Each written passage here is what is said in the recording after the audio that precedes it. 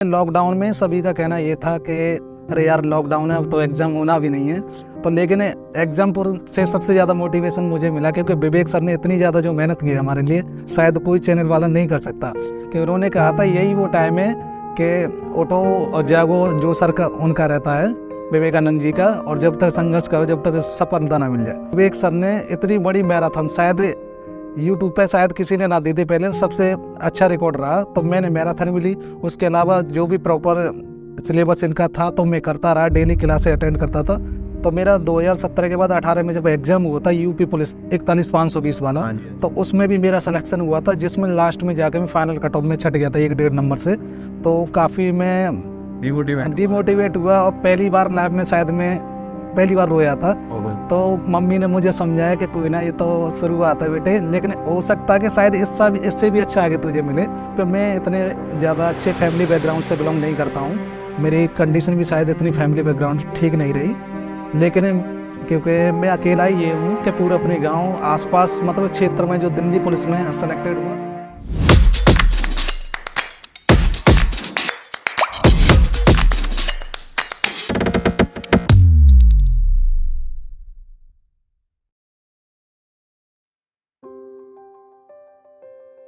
साथियों, आप सभी का स्वागत है एक और सफलता की अद्भुत कहानी में।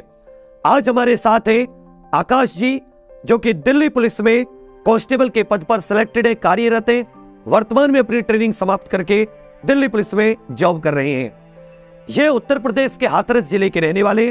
तो जानेंगे आकाश जी के ही पूरे संघर्ष के बारे में, आकाश जी के ही द्वारा। तो आकाश जी, आपका बहुत बहुत वेलकम है, स्वागत है। तो सबसे पहले आप अपने बारे में बताइए कि आप कहां से बिलोंग करते हैं और आपकी क्वालिफिकेशंस क्या है। सबसे पहले सर आपको प्रणाम और आपके साथ सारे एग्जाम पर टीम को प्रणाम मेरा। बहुत धन्यवाद, हमेशा खुश रहिए, खूब तरक्की कीजिए भैया। सर मैं उत्तर प्रदेश के हाथरस डिस्ट्रिक्ट से मैं बिलोंग करता हूं, और इससे पहले मैं एग्जामपुर का मैंने बैच लिया था, तो बैच पढ़ता रहा था एग्जामपुर। तो उसके बाद यूपी जेल वार्डर फायरमैन की जो वैकेंसी आई थी, तो उसमें मेरा फायरमैन के पद पर सिलेक्शन हुआ।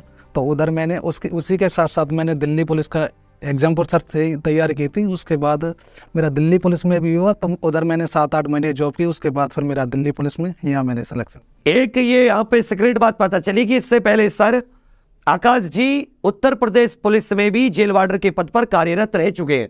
तो ये आपने जेल वार्डर वाली जो भर्ती थी, ये कितने समय से कितने समय तक की है?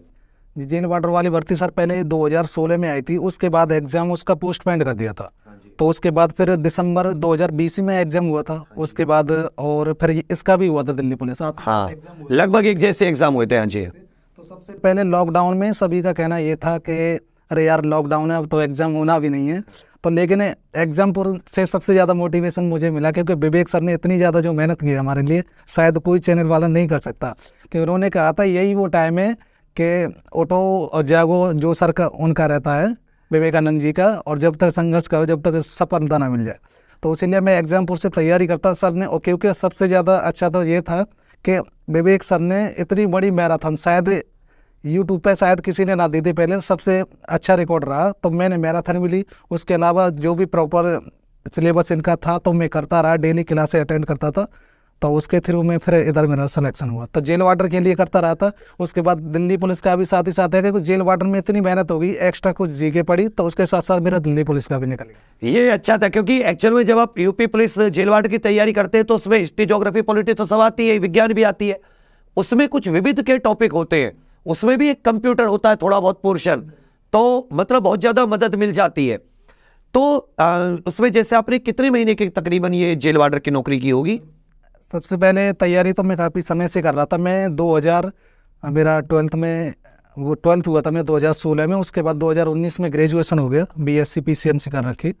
तो उससे पहले मैंने तैयारी की थी, 2017 में आया था मैं। तो मेरा 2017 के बाद 18 में जब एग्जाम हुआ था यूपी पुलिस 41,520 वाला, तो उसमें भी मेरा सिलेक्शन हुआ था, जिसमें लास्ट में जाके मैं फाइनल कट ऑफ में छट गया था 1.5 नंबर से। तो काफ़ी मैं डिमोटिवेट हुआ और पहली बार लाइफ में शायद मैं पहली बार रोया था। तो मम्मी ने मुझे समझाया कि कोई ना, ये तो शुरुआत है बेटे, लेकिन हो सकता है कि शायद इससे भी अच्छा आगे तुझे मिले। तो उसके लिए आगे और तैयारी करते हैं, लेकिन रोने की ज़रूरत नहीं है। उसके बाद फिर एग्जामपुर देगा तो सर ने सबसे ज़्यादा मोटिवेट इंस्पिरेशन मेरे लिए सब एग्जामपुर वाले विवेक सर ही हैं। उनसे मुझे बहुत इंस्पिरेशन मिला मेरे को। बहुत बढ़िया। तो जैसे कि जब आपने कहा उधर जब आप जॉब कर रहे थे जेल वार्डर में और इधर आपका इधर का रिजल्ट आ जाता है, तो कैसे मन बनाया कि एक सरकारी नौकरी छोड़कर दूसरी सरकारी नौकरी में, मतलब क्या सोचा था उस समय?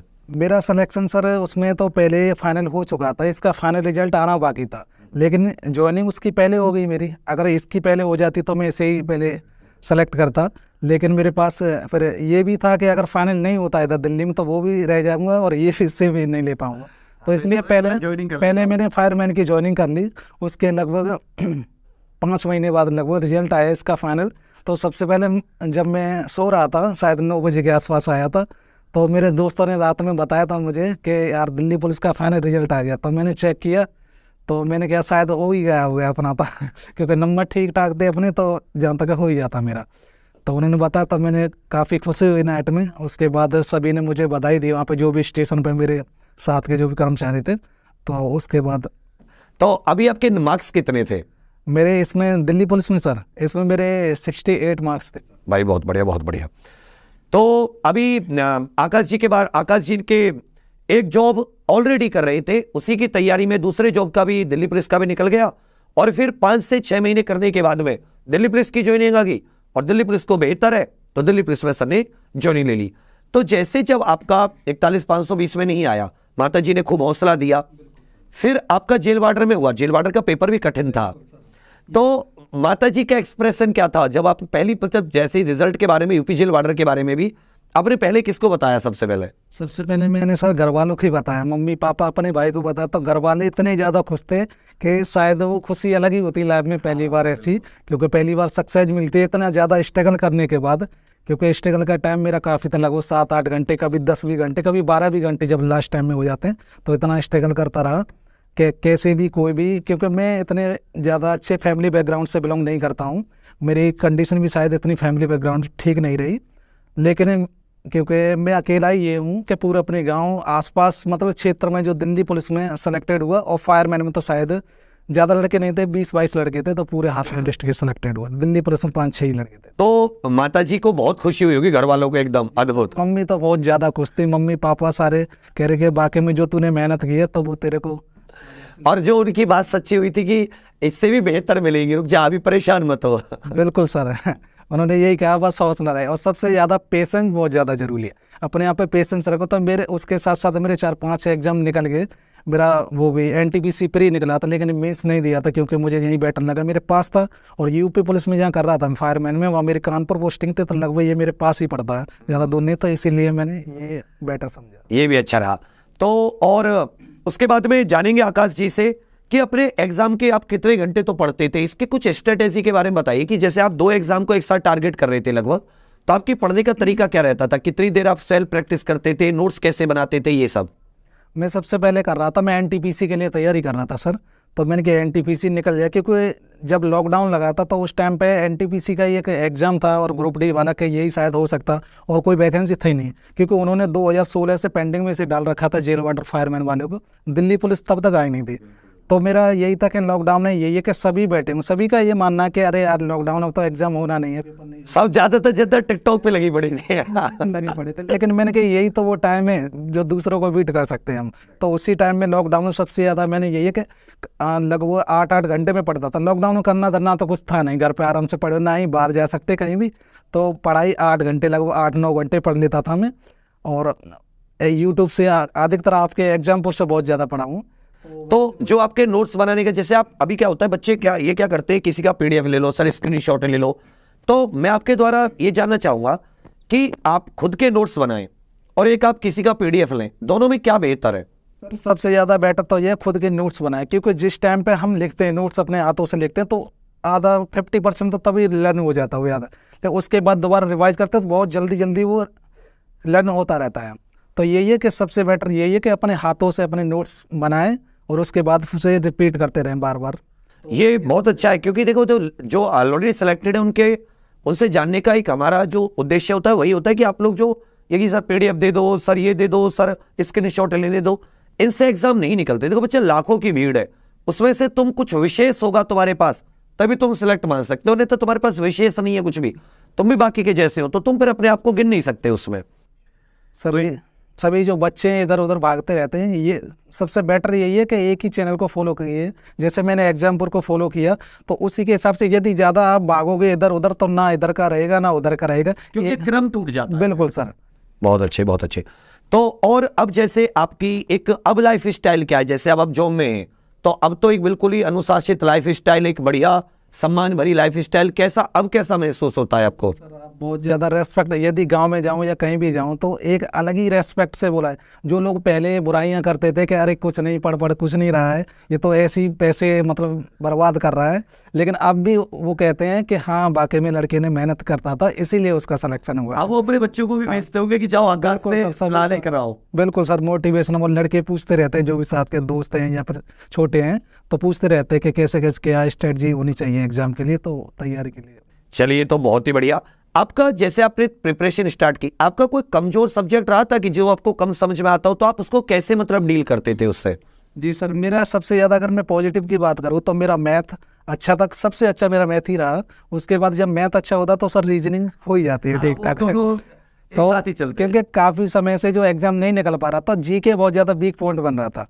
और जीके शुरुआत में जब पढ़ते हैं तो सर बहुत ज़्यादा बोरिंग लगती है, लेकिन जब बाद में धीरे धीरे पढ़ते जाते हैं 2-4 बार 4-5 बार, तो फिर इंटरेस्ट आने लगता है उसमें। जैसे हिस्ट्री, पॉलिटी, जियोग्राफी कुछ भी रही है, तो जो मेन यही है कि सबसे अच्छा यही है पढ़ने के लिए कि जो बेटर यही है कि पढ़ना क्या है, जो पढ़ना है जो सिलेबस में है और वही पढ़ना है। सबसे ज़्यादा ये एक बार जो सर बताते हैं, जैसे हार्ड स्टडी से ज़्यादा स्मार्ट स्टडी बहुत ज़रूरी है।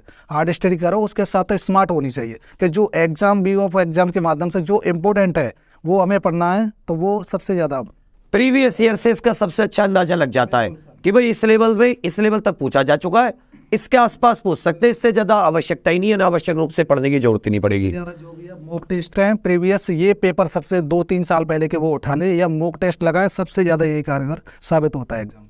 बहुत अच्छे। तो जैसा कि आप जान रहे हैं, जेल वार्डर, एनटीपीसी प्रीवी और जो लॉकडाउन का समय था जिसे सब लोग बर्बाद करते, उसका सबसे बेहतरीन उपयोग, सदुपयोग करना, तो वो कुछ अच्छे फैक्टर रहे, घर वालों की एक, माता जी की एक अच्छी सपोर्ट, एक अच्छी गाइडेंस, जिससे कि आज आप आकाश जी को वर्दी में देख पा रहे हैं। तो आप सभी लोगों से भी मेरा यही कहना है कि एक रेगुलरिटी, एक क्रम से पढ़ाई और अपने आप को पूरा तरह से झोंक देना, समर्पित कर देना, समर्पण भाव से पढ़ाई करना, यह बहुत आवश्यक है। तो मैं आकाश जी आपसे और जानना चाहूंगा कि आगे भी आपने कुछ आगे तैयारी करने का कुछ सोचा, अगली कोई नई लक्ष्य आपने बनाया है? आगे के लिए सोचा है सर यहाँ से, अब जैसे अब फिर यहाँ फिलहाल टाइम मिल जाता थोड़ा बहुत तो आगे, लेकिन टारगेट अभी इतना ज़्यादा फिक्स नहीं किया, लेकिन ये कि अभी पढ़ना है। हाँ, बहुत बढ़िया। ये भी मेरे भी आपको ये सलाह रहेगी कि आगे भी आप पढ़ते रहे। तो ये थे हमारे साथ आकाश जी। अब आकाश जी, आपका बच्चों के लिए कोई मैसेज देना चाहेंगे आप कि भाई ये कैसे अपनी लाइफ में मोटिवेट रहे और अपनी तैयारी पे पूरा ध्यान केंद्रित करो और ये घबराए ना, मतलब असफलताओं से हारे नहीं? सबसे पहले मैं यही कहूँगा उनसे, जो भी मेरे दोस्त है, फ्रेंड है, जो भी स्टूडेंट है, खासकर एग्जाम पर के या जो भी ऑफलाइन जैसे भी पढ़ते हो, कि सबसे पहले ये है कि पेशेंस रखना अपने अंदर बहुत ज़्यादा ज़रूरी है, क्योंकि पेशेंस ही सक्सेस का एक मार्ग है और पेशेंस रखना बहुत ज़रूरी है।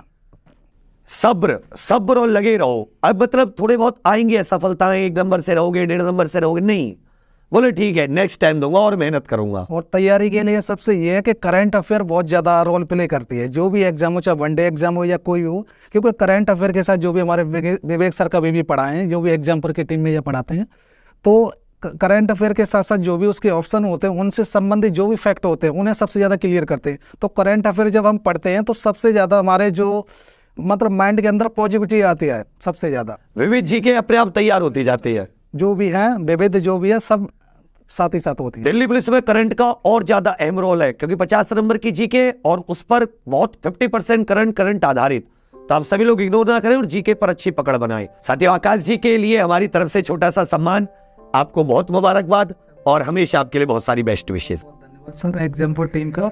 और सबसे पहले यही कहना चाहूँगा मैं कि जैसे सर जो कहते थे कि कुछ चढ़ गया है नशा ऐसा, ये लत अब जाती नहीं है और ख्वाब में आती है ऋतु, नींद अब आती नहीं है, ये मेहनत और किस्मत की जंग में जीत कर दिखाऊंगा और इसी मेहनत के पसीने से तेरी मांग सजाऊंगा। ए वर्दी तू महबूबा है मेरी, तुझे एक दिन दुल्हन बनाऊंगा। वाह वाह, बहुत बढ़िया, पूरी याद है, बहुत बढ़िया। जेल वार्डर के तो जमाने में लिखी गई थी, जेल वार्डर के जमाने में रची गई थी, इसकी रचना जेल वार्डर के लिए हुई थी। मोटिवेशन मुझे विवेक सर से मिला तब अच्छी भी है। भाई बहुत धन्यवाद, हमेशा ऐसे आप तरक्की करें।